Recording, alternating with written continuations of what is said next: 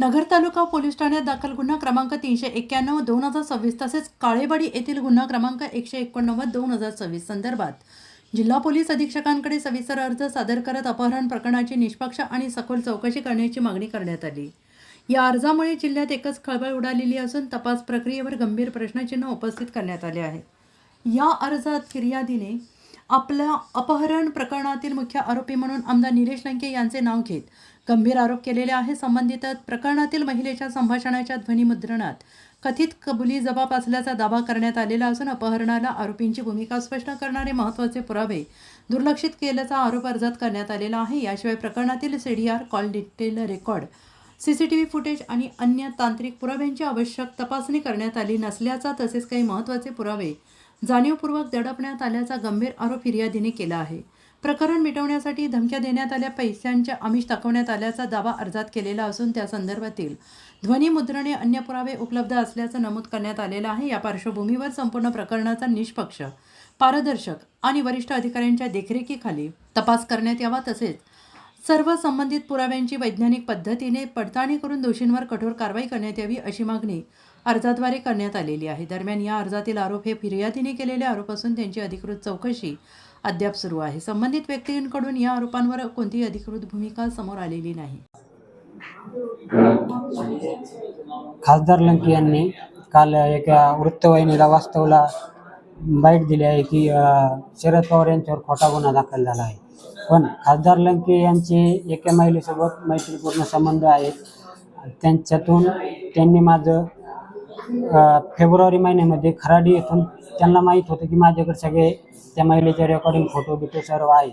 त्यांनी माझं पुणे खराडी येथून शरद पवार व त्यांचा कार्यकर्ता मारुती कोकाटे यांनी माझं खराडी येथून रात्री अपहरण केलं। अपहरण करून मला गाडीमध्ये पिस्तूल दाखवून हाणमार करीत तिथून पाटील येथे हरिओम हॉटेलला आणलं। हरिओम हॉटेलला आणल्यानंतर त्यांनी मला रात्रभर मारहाण केली।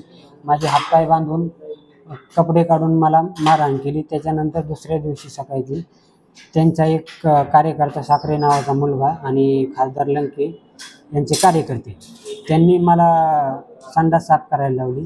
त्यानंतर मला लघवी बिघवी पाजली, हाणमार केली।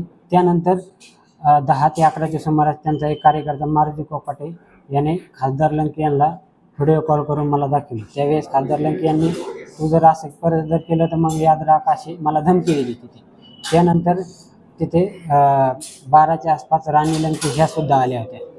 राणी लंके येऊन तिथे त्यांनी मला 2 तोंडात आणल्या, कारण मारुती कोकाटे आणि राणी लंके यांचा ड्रायव्हर नंदुदेवी यांचे त्यावेळेस माझ्या समोर 20 ते 25 कॉल झाले होते सकाळपासून त्यांना तिथे येईपर्यंत। त्यानंतर त्यांनी सोशल मीडियाचे काही कार्यकर्ते बोलवले तिथे। त्यांनी माझं फेसबुक काढून घेतलं, फेसबुक काढून इंस्टा काढून घेतलं पासवर्ड मागून, आणि त्यांनी माझं मोबाईल सगळं जप्त करून घेतला। तिथे एक त्यांनी माझ्याकडून एक खोटा व्हिडिओ बनवून घेतला आणि त्यांनीच एक हे कागदावर लिहून मला अंबोरा पोलीस स्टेशन येथे पाठवलं। रस्त्यात जात असताना खासदार निलेश लंके व मारुती कोकाटे यांचे परत व्हॉट्सअप ऑडिओ कॉलवर बोलणे झाले। त्याच्यानंतर अंबोरा पोलीस स्टेशनला गेले, ते पोलीस FIR घ्यायला करायला तयार नव्हते। त्याच्यानंतर खासदार लंके यांनी जेव्हा त्या पोलिसांना कॉल केला त्याच्यानंतर त्यांनी FIR दाखल केला।